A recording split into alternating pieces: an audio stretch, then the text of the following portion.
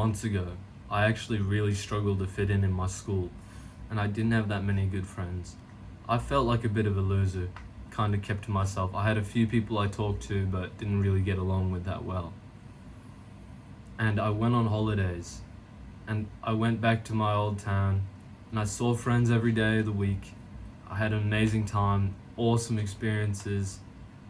And to cut to the point a little bit, I'd just gone back from a night out, and I'd gone to sleep. I woke up at 8 a.m. to go to the sauna with my friend, and we're sitting in the sauna sweating out the night before's damage, and we're just chatting there, but I was laughing, and I was in a really good mood. And I didn't expect this, because this is the first time I'd broken sobriety in ages, but here I was actually really enjoying my time, laughing more than I normally ever laugh, smiling more than I normally ever do, feeling better than I normally ever do. All this time I hadn't been putting in effort to make new friends. Had actually just been a waste of time, that I wasn't actually doing something that was good for me. Just because I didn't fit in didn't mean that I should accept having no friends. I realized there was no point of living if you don't have good friends. And I started to go out to Melbourne, like the city, every weekend, which is like a bit of a drive from where I live, and like an hour's drive, or maybe a bit more.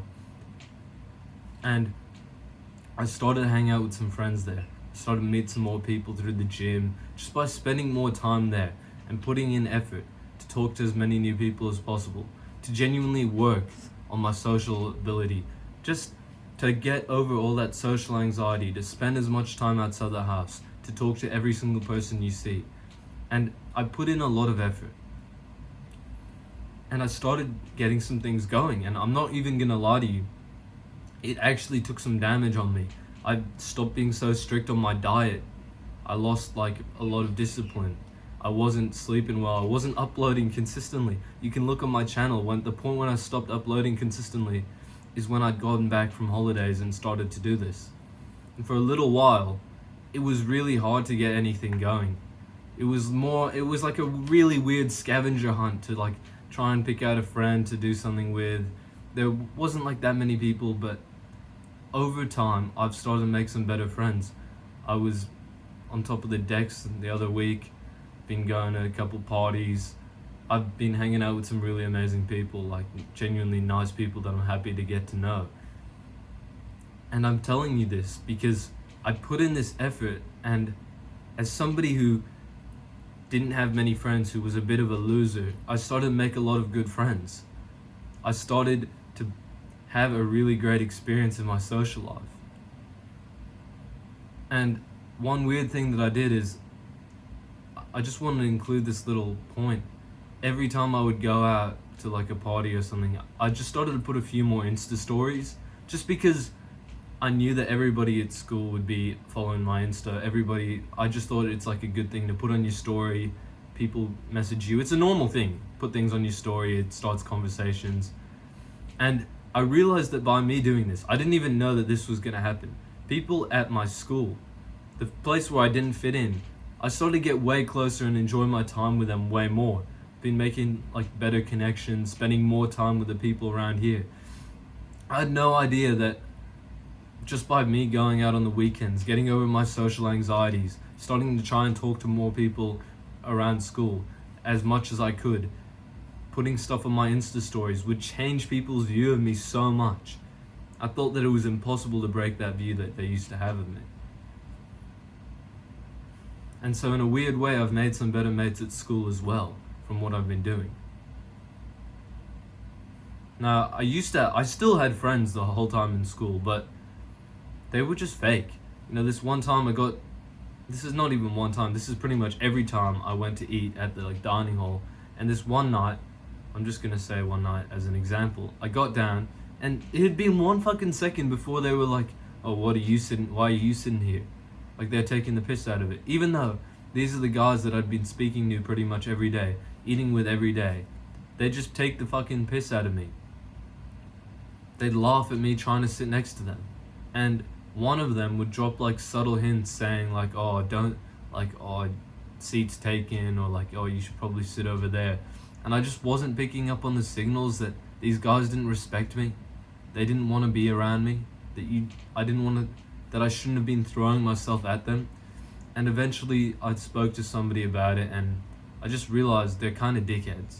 And they're not the people that I would want to be around if they were just, every time I tried to hang out with them, take the piss out of me. They'd make me a laughing stock for every single time that I was around them. They would never say anything nice either. Like, they would have like a nice little compliment, or like getting a little bit bigger in the gym, but then they'd take the piss out of me for being weak on my bench press. So it doesn't really outweigh. And I realized, like, these guys aren't my people. I have really good friends back in my old town, and those are my people. I get along really well with them. I could spend hours and have an amazing time with them. But I realized I need to find some more people who I really get along with. And it took me so long to just stop throwing myself at these fuckwits, at these dumb cunts who have like really nothing special going on in their lives, but I'm still trying to be super like close with them. And I realized, like, as a weird side note, I didn't think I was going to include this, that if somebody doesn't respect you, it doesn't matter how much effort you put in to speak to them, to get closer to them, they're still never ever gonna respect you. You need to change something about yourself which makes them respect you, and then maybe one day they'll apologize for being a dickhead, and then maybe you'd get along a bit better. You know, there's this weird motherfucker that I know, and I'm not gonna say his name, of course, but he got bullied a lot. And I say weird just because he didn't fit in, not necessarily that he's a bad person, but he started going to the gym a fuck ton, and he ended up being absolutely fucking massive in the end of it. He's like easily got a 100 kilo bench press. He's one of the most jacked people in my school. And this guy, who didn't seem to fit in anywhere, didn't really seem to have a lot of mates, I saw him in the gym, just floating around, talking to everybody, having a great laugh. This guy, who was supposedly a bit of a loser, was actually fitting in really well, was making some really good friends, having a great laugh around people who respected him. And that's when I realized he did something that he didn't fit in a certain group of people, and he switched and he started working on himself in an environment where there was other people working on themselves. And he worked so hard on this that he ended up getting so fucking big that all these guys started to respect him. And then he made really good friends. There's this guy I know. He's really into calisthenics. He's actually really fucking good. But a lot of people think like he's a bit, strange. He's not that sociable. But I realized, like, if that guy went into a calisthenics gym, he would be the king, mate. He'd make friends like snap of the fingers. He'd be doing all these fucking backwards planche bullshit, all these fucking tricycle, motorbike. I don't know anything about calisthenics, to be honest. But like, he'd be a fucking king because everybody would see that he'd put in this effort, that everybody would see that he's good at what they're trying at. If this is a gym full of calisthenics people and he's really good at calisthenics, obviously everyone's gonna respect him. And he would make amazing friends, like a snap of the fingers. And that's what my advice is for you, bro. I went out to Melbourne. I went out to like parties and all that kind of area. And for me, like, I enjoy talking to people, and I find parties really enjoyable once I get over my like social anxiety. When I like spend a bit of time with friends, then when I go to the gym, I can talk to people way easier. And then when I go out at parties, I just get in the flow of it, and it just becomes like 1,000 times easier for me. But maybe your thing is boxing. I mean, I joined a boxing gym, and I'm not like the best at it or anything, but I've met a couple people. And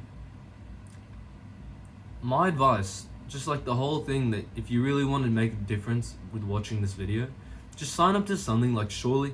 I mean, yeah, you might not know what you might want to do, but just try something. Like, I really recommend a martial art. I know that's copy-paste advice, but maybe you like rock climbing, maybe you like painting. It literally doesn't matter. If you're good at something, especially if you're good at something, go join that class, because if you meet people and they see that you're good at something, they'll instantly respect you, and friendship's built on respect. Thank you for watching this video, bro. I really hope it helps, and if you don't fit in at school or somebody or somewhere, or a lot of people give you a hard time, like, it's a hard thing to go through, but if you want, you can message me and chat about it. I'm there for anybody who's going through that kind of struggle. But have a great day, brother. Take care of yourself.